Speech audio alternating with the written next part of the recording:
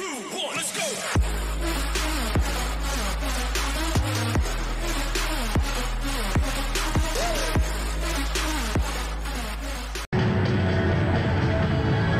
Salam bahagia, salam sejahtera, selamat malam kepada para peminat bola sepak tanah air. Kita di Stadium Hang Jebat untuk menyaksikan perlawanan suku akhir yang kedua pertemuan di antara Melaka United FC bertemu dengan pasukan Sabah FC untuk memastikan siapakah yang akan mara ke peringkat separuh akhir Piala Malaysia 2021. Mungkin sebelah kaki boleh saya katakan untuk Melaka. Sonny Norde yang dapat kita lihat ia dapat penyerang utama bagi pasukan Melaka United yang menyumbang 3 jaringan dalam aksi di Piala Malaysia. Sementara Risto Mitroski juga merupakan pemain yang telah menyumbangkan 4 jaringan juga untuk pasukan Sabah dalam aksi Piala Malaysia setakat ini. Itulah yang menjadi perhatian kita untuk tumpuan yang akan kita berikan pada perlawanan di antara Melaka United bertemu dengan Sabah FC. 1983 mengulangi pencapaian Melaka ke peringkat separuh akhir. Itulah yang pasti dicari sekarang ini. Perlawanan baru saja bermula sekarang ini dengan serangan awal dilakukan oleh pasukan Melaka United. Manuel Ut, Adriano memilih rematan kaki kiri, gol! Adriano membuka tirai jaringan seawal minit yang ketiga ini. Rembatan yang sememangnya kerap kali dilakukan oleh Adriano sebelum ini, Madi. Betul, satu rembatan yang menarik ya. Saya kira memang itu first chance yang ada dan terus satu rembatan yang saya tidak nampak macam satu rembatan yang sangat deras, tetapi apa yang berlaku mungkin terhadang Rozaimi, pandangan Rozaimi Rohim itu yang menyebabkan bola terus menuju jaring. Agak lambat dia untuk menjatuhkan badan dan memang tidak dapat untuk melakukan penyelamatan untuk gol awal pasukan Melaka United ini. Kita dapat lihat bagaimana rembatan padu dan pergerakan bola juga kita dapat lihat sedikit melayang. Itu yang menyebabkan kesukaran untuk penjagaan pula sekarang ini diberikan oleh Manuel Ut. Begitu juga dengan Sonny Norde yang berjaya merampas bola. Lepas Sonny, bahaya sekali lagi untuk pasukan Sabah. Cantik sekali bagaimana. Terlalu ke dalam pula hantaran ke atas. Tetapi agak berbahaya. Inilah yang berlaku apabila dia naik ke atas. Bola dapat dirampas sekali. Sonny Norde, Adriano. Bagaimana lepas Adriano dan konsep peluang, tetapi kaki kanannya bukanlah kaki yang special.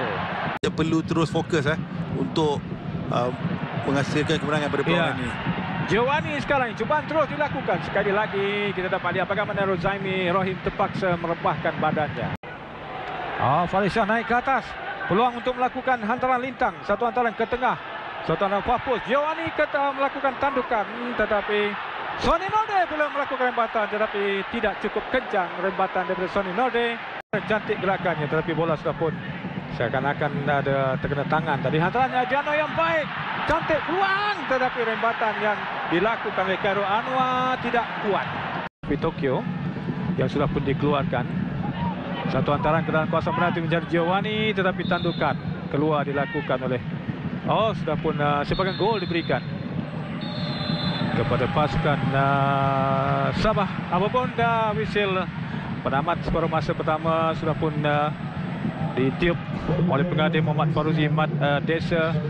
Tamat perlawanan separuh masa yang pertama dengan kedudukan di Stadium Hang Jebat yang sedikit mungkin melegakan kepada Juruhati Zainal Abidin Hassan. Inilah dia Adriano yang menghasilkan jaringan melalui rembatan seawal minit yang ketiga untuk Melaka United FC medali 1-0 ke atas Sabah. Jadi kita berehat seketika, kita jumpa lagi sebentar nanti.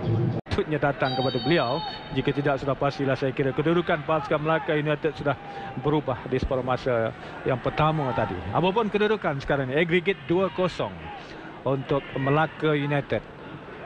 Sabah perlu sekarang ini bergerak ke hadapan, tidak boleh lagi menoleh ke belakang. Apapun sekarang ini Melaka United, Adriano di sebelah kiri, Sonny Norde. Bagaimana rembatan terus dia lakukan. Itulah saya Adriano, walaupun terjatuh ada kekasaran dilakukan. Hantaran yang baik kepada Kumaran sekarang dalam kawasan penalti. Bagaimana cubaan terus. Sayang, tersasar daripada S. Kumaran.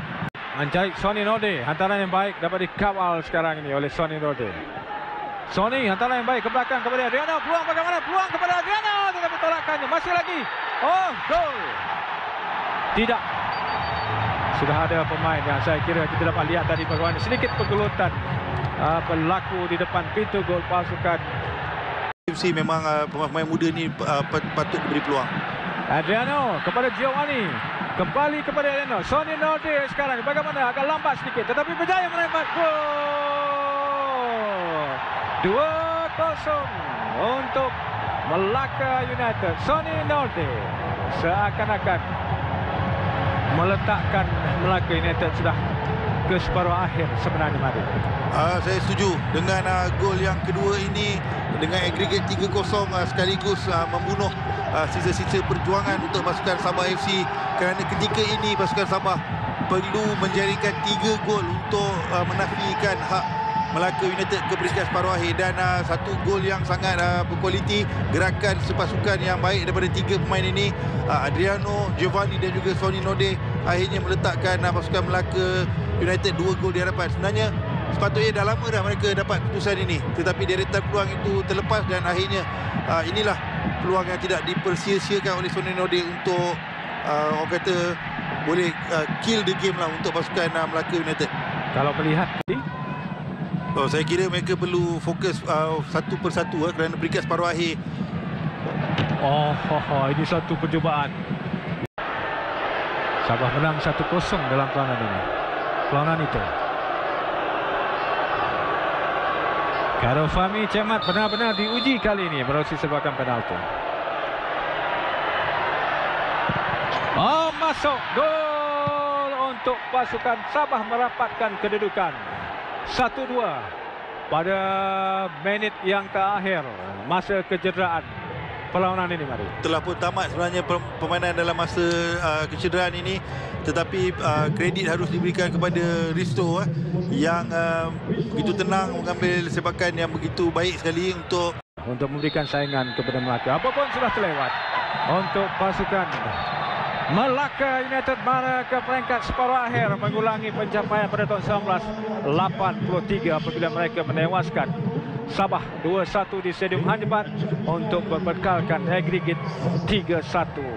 Zainal Abidin Hassan, mungkinkah ini talian hayat untuk Zainal bagi musim depan dengan kejayaan yang dilakukan walaupun berdepan dengan nasib yang terumbang-ambing dalam aksi Liga Super sebelum ini? Perlu dinilai secara keseluruhan, tetapi kredit harus diberikan untuk Zainal melakar kebangkitan pasukan Melaka United, membawa pasukan Melaka United mengulangi apa yang dilakukan 38 tahun dahulu, dan tidak mustahil untuk melangkah lebih jauh berbanding apa yang pernah dilakukan pada 1983. Ya, dan